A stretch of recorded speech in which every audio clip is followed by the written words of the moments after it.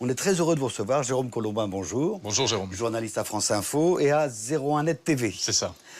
Avant de parler de cette étude de Birmingham, l'université, elle prévoit l'écrasement, la fin d'Internet en... 2023. Donc très bientôt.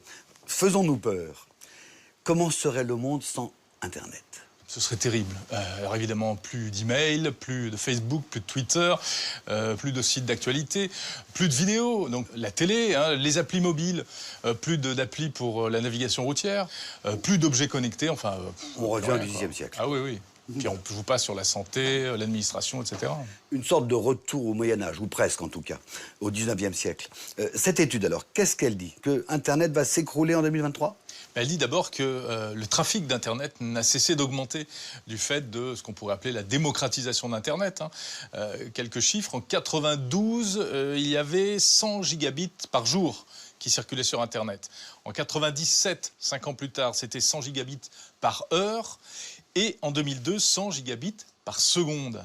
En fait, si on regarde la courbe de l'évolution d'Internet, on va dans le mur. Pourquoi? Parce que la structure actuelle de ce qu'on appelle vraiment l'infrastructure du réseau, les backbones, c'est-à-dire les épines dorsales, les gros tuyaux en fibre optique qui relient les différentes plaques de pays, de continents à travers le monde. Les gros câbles d'architecture. Très gros câbles. Eh bien, les fibres optiques actuelles, elles ont une capacité maximale de 100 terabits par seconde. Hein? En français, 100 terabits par seconde. Ça fait, pour vous donner une idée, c'est environ 250 disques Blu-ray.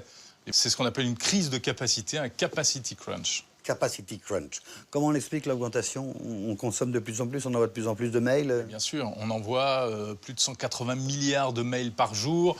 Et encore, il n'y a pas que les mails. Je vous parlais de la télévision. Netflix, rien qu'aux États-Unis, monopolise à lui seul chaque soir 70% de la bande passante, c'est-à-dire la capacité d'Internet aux États-Unis.